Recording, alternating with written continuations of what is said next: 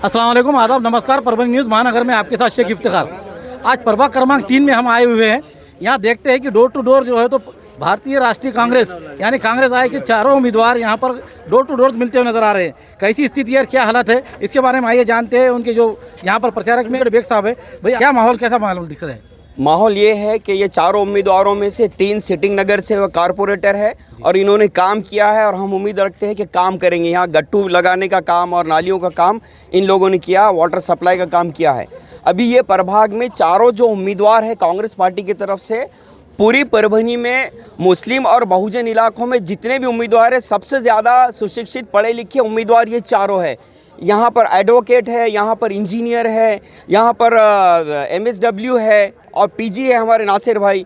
महमूद खान साहब शिक्षित है, एजुकेटेड लोग हैं और इनसे बहुत सारी उम्मीदें हैं। और ये प्रभाग मुझे उम्मीद है कि फुले शाहू अम्बेडकराइड मूवमेंट का गढ़ बनेगा और परभनी की आने वाली राजनीति मैं समझता हूँ कि ये प्रभाग तय करेगा। अब मैं ये कहना चाहता हूँ कि इन उम्मीदवारों की निशानी पंजा है और 2 मशीन है। दोनों मशीन पर, एक मशीन पर 2 पंजे और दूसरी मशीन पर 2 पंजे हैं। तो वोटर से ये विनंती है कि फुले शाहू अम्बेडकराइड विचारधारा को बचाने बढ़ाने के लिए और डॉक्टर बाबा साहब भीमराव अम्बेडकर ने देश को दिए वाले संविधान को बचाने के लिए इस पैनल को वोट दीजिए। एक आदमी जिसको चुन के लाने के लिए आमदारगी के चुनाव में हम सब बहुजनों ने कट्टर बीजेपी से कट्टर दुश्मनी मोल ली थी, लेकिन वो आदमी आज बहुजनों को और मुसलमानों को आपस में लड़ाने का काम कर रहा है। 5 साल जो आप यहाँ पर रहे प्रभाग 3 में, तो यहाँ की जनता के ऐसे कौन से मसले मसाइल जो तो आपने अब तक हल किए हुए? अस्सलाम वालेकुम, आदाब, जय भीम। हमने सभी मोर्चों पर इस वार्ड में काम किया।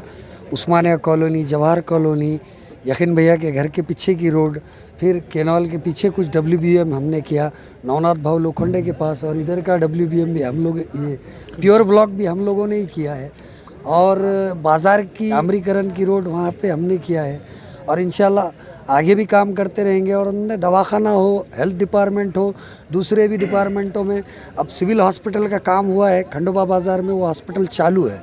रेखेवाड़ सर के टाइम में वो ऑर्डर्स हुए थे और उसको गायनोकोलॉजिस्ट हॉस्पिटल डिलीवरी स्पेशल बनाने वाले थे। अभी वो काम बाकी है, पेंडिंग है। कुछ ऑपरेशन थिएटर भी बना है वहाँ, वर्क चालू है। और इंशाल्लाह उम्मीद करता हूँ कि ये पूरी जनता हमारे साथ है और हमें भरघोर मतों से जीत दिलाएगी। शुक्रिया आपका। बस्तियों में घरकुल योजना आपके पास से किस तरह से रही और दलित बस्तियों में आपकी तरफ से कार्य क्या रहा? देखिए, खास करके दलित वर्ग के अंदर जो योजना है रमई घरकुल योजना, वो योजना हमारे माता रमई के नाम पे चल रही है। इसलिए हमने स्टार्टिंग से ही, उसके वीडियो भी है मेरे पास में है, तकरीबन मैंने 1000 के ऊपर लोगों को चेक जो है तो मुफ्त दिलवा के दिए हैं। उसके अंदर जो भी कुछ करप्शन चालू था वो मैंने वहाँ के तत्कालीन जो देवीदास पवार आयुक्त थे, रंजीत पाटिल अतिरिक्त आयुक्त थे, TP फुटाने थे, इनके सबके सामने वो सब बातें रखी और मैंने उनको बोला था कि अगर आने वाले 7 दिनों में अगर इन गौर गरीबों को चेक नहीं मिला तो मैं मेरे पास के जो भी प्रूफ है ओपन कर दूंगा। तो उन्होंने 7 ही दिन में तकरीबन 950 घरकुल के चेक उस टाइम आए थे और मैंने खुद वो बांटे थे। और खाली यही बात नहीं है, यहाँ पर क्या है कि हमें ग्राउंड लेवल पर काम करने वाले हम लोग हैं। यहाँ पर 5, 7, 8 साल से जब इलेक्शन नहीं हुए थे, समझ लो जब से लास्ट इलेक्शन जब हुआ 2017 से आज तक, हमने जो काम किए हम ग्राउंड लेवल पर रह के काम करने वाले लोग हैं।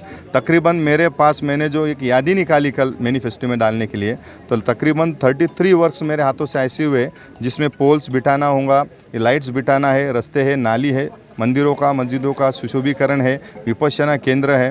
तो ऐसे ग्राउंड लेवल पर उसमें और एक बात ये हुई कि जब अभी पिछले महीने 2 महीने पहले जो बारिश हुई, बहुत बड़ी वो जो अतिवृष्टि की बारिश, उसमें हमारे जो गौर गरीब बहुजन समाज मुस्लिम भाई बहनों का जो घर का अनाज था वगैरह सब नुकसान हुआ था। उनको भी हमने तकरीबन 400-500 घरों को शासन से हमने वो बात करते इसलिए रास्ता रोको किया। पुलिस वाले आए और वो सब आने के बाद हमने वहाँ पर जो है तो सबको हमारे तरफ से जो हुआ वो करते आए और इंशाल्लाह आगे भी करते रहेंगे। बदनसीबी ये रही कि कोरोना काल लगा। 17 से लेकर 21 तक हमारा कार्यकाल था, 2.5 साल हमारा तो कोरोना काल में गया। लेकिन अल्हम्दुलिल्लाह बड़े फ़ख्र से ये कहता हूँ कि महमूद खान के सदारत में तकरीबन काम है किया। ये वार्ड जो है, ये प्रभाग जो है बहुत बड़ा प्रभाग है। ये कोने से वो कोने तक, वो कोने से ये कोने तक। लोगों को इस बात का इल्म नहीं कि कितना लंबा है, लेकिन बहरहाल इतना लंबा रहने के बावजूद भी महमूद खान साहब ने 18-19 रोड बनाए। मेरे पास उन्होंने उनके फंड में से 9 रोड बनाए, नालियाँ बनाए, ढापे तो हमेशा चालू रहते। अब रही बात दूसरी हेल्थ डिपार्टमेंट की, तो अभी साहब ने बताया कि हमने एक दवाखाना इसमें खोले थे और वक्त नहीं मिला।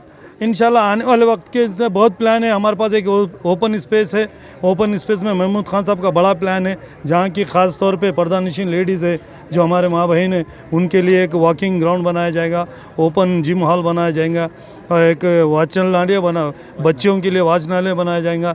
और जो खंडोबा बाज़ार में जो दवाखाना है, वो दवाखाने को 6 बेड दवाखाना बना के वहाँ इंशाल्लाह डिलीवरी करने के लिए गायनोलॉजिस्ट ला के रखने का, ऐसे बहुत से प्लान है। देखते हैं अल्लाह क्या हमारे से क्या काम लेता, हम क्या खिदमत कर सकते। लेकिन आपके ज़रिए मेरे प्रभाग के लोगों से मैं रिक्वेस्ट करता हूँ, विनती करता हूँ कि फिर से एक बार हमारे पे विश्वास कीजिए। वक्त कम था लेकिन आज क़यादत मजबूत है। इंशाल्लाह फिर वो क़यादत की परभनी के अवाम को और वार्ड के अवाम को कोई बोलने का मौका नहीं देंगे, उनकी खिदमत रातों दिन करेंगे। मंत्रालय से जो काम है, वहाँ के काम का पूरा सिस्टम मुझे मालूम है। अभी 9 करोड़ के काम हमारे प्रलंबित है, उसके वर्क ऑर्डर आचार संहिता के बाद होंगे। हम पूरे प्रभाग में 3 प्रभाग में 9 करोड़ के काम हम डालने वाले हैं।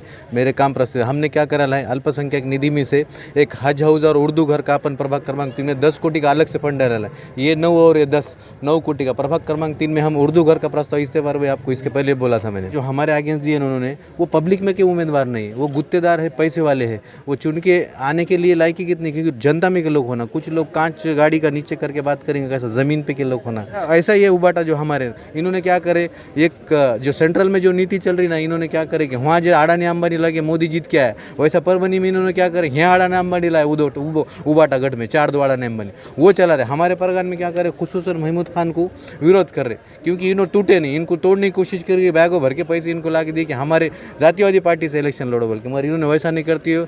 जो संविधान का रक्षक है, जो राहुल गांधी है, पंजे का है, कांग्रेस का है। आपका जो तो वहाँ से फंडिंग का कैसा मामला है? बिल्कुल यहाँ पर फंडिंग आएंगी। और जो हम भले आप कांग्रेस पार्टी विरोध में, तो हम हमारा राइट्स या हमारे स्पेशल कनेक्शन हम इस्तेमाल करेंगे। मैं हम रात दिन मंत्रालय में छे और वार्ड ऐसा रहेगा कि आइडियल वार्ड रहेगा। पॉलिटिकल पार्टी में उम्मीदवार जो तय करती है, पार्टी का हाईकमांड करती है। और पार्टी का उसूल ये होता है कि पार्टी ने इससे पहले जिन लोगों को बहुत कुछ बनाया, पार्टी ने उनको दिया है। अब उनका फ़र्ज़ बनता है कि पार्टी ने जो उम्मीदवार फाइनल किए हैं, तो उस पार्टी के, कांग्रेस पार्टी के सारे नेता कार्यकर्ता जो भी इस प्रभाग में रहते हैं, उन्होंने तन मन धन से पार्टी से ईमानदारी बरतते हुए इन चारों उम्मीदवारों के लिए काम करना चाहिए और कांग्रेस पार्टी को आगे बढ़ाना चाहिए। जय हिंद, अल्लाह हाफिज़। ये थे प्रभाग क्रमांक 3 के चारों उम्मीदवार। आज यहाँ पर जो आए हुए हैं, ये प्रभाग सबसे बड़ा है, क्योंकि जैसा हम देखते हैं कि अमीन कॉलोनी से लेके तो साई बाबा नगर यानी कि सटवाई तक, इन इतने इलाके के अंदर और कम समय में जो कांग्रेस के जो ये कार्यकर्ता इनके जुड़ते जा रहे हैं और लोगों का और बुजुर्गों का जो दुआएं और आशीर्वाद ले रहे हैं, इससे ये पता चलता है कि आज ये नंबर 1 पर जो तो प्रभाग क्रमांक 3 में कांग्रेस आज अपना जो तो खेमा बनाकर मैदान में आगे निकल गई है। अब आने वाले समय में यहाँ पर और किस तरह से ये जुड़ते हैं और लीड के लिए क्या करते हैं, आने वाला समय ही बताएगा। आज हमारे लिए हुई मुलाकात आपको किस तरह पसंद आई है, इसके बारे में आपके कमेंट्स होना जरूरी है। हमारे न्यूज़ को लाइक करें और शेयर करें, और साथ ही साथ हमारे अब तक चैनल सब्सक्राइब नहीं किया तो सब्सक्राइब जरूर करें और बेल आइकन का बटन जरूर दबाएं, ताकि हमारी ली हुई खबर सबसे पहले आप तक पहुँच सके।